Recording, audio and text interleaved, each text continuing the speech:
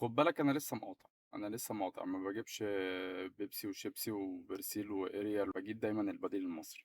خلاص، هو قرار احنا خدناه وثابتين عليه مش هغيره. انا ده العصابة اللي شغالة ديت هي بتتمول بفلوسنا اللي احنا بنمولها، فانا هعمل اللي عليا. في دماغه يقول لي ما راحوا ادوله مليارات وحاجات. اقول له في سنة من السنين كنت مسافر بلد من البلدان اللي سايق عربية لو شاف اللي قدامه بيرمي زبالة بيصوره وبيبعت الصورة. عمل الواجب اللي عليه.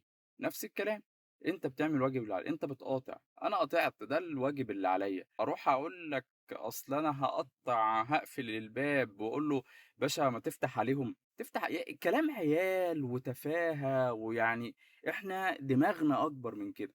يعني من يومين كنت باقول في فيديو اللي أبوه صعيدي ما بيخافش واللي أبوه مصري ما بيغلبش، لكن ده تفاهة، ده هبل. فاكر إن أنت لمّا هتروح تقفل باب بتاع هو مسؤوليته على قدّه.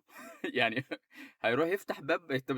أنت فين يا ابني أنت، الله يخرب بيت دماغكم. خلاصة، أنا لسه مقاطع. كل محاولاتنا اللي إحنا بنعملها وعايزينها تحصل، إحنا كل اللي هاممنا إن إحنا نخلّي إخواتنا ما يحصلّهمش أذى زي اللي هم فيه.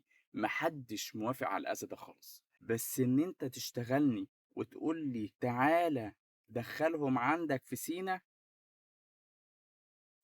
ربنا كرمني في مرة من المرات، كنت قعدت مع بطل من أبطال حرب أكتوبر، وضّح لي الصورة بشكل من الأشكال. قال لي ناس ماتت هناك، وناس ماتت هنا، وفي الآخر عاوز تصفّي لي القضية وتقول لي هاجيب الفلسطينيين عشان صعبانين عليّا هنا في سينا، وتموت القضية الفلسطينية وياخدوا الأرض كلّها. يعني ناس مات فيها، سواء هنا أو هنا. فالله يهديكم، لازم نفكّر بدماغنا بطريقة قوية جدًا، نبقى عارفين إحنا بنعمل إيه، والفيديو اللي بيتصور لنا وبييجي لنا هدفه إيه؟ هدف الفيديو إن هو يعمل إيه؟ يعمل بلبلة. افتح بقى، أنا هاقفل عليك الباب عشان أنت قافل افتح بقى المعبر وأنا أفتح حسيت مين يا ابن الناس؟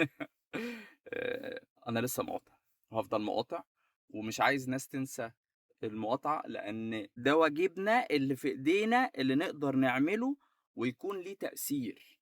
إن أنا ما أخلّيش غيري ياخد من فلوسي اللي أنا متحكم فيها أقول أكتر من كده إيه. يالّا.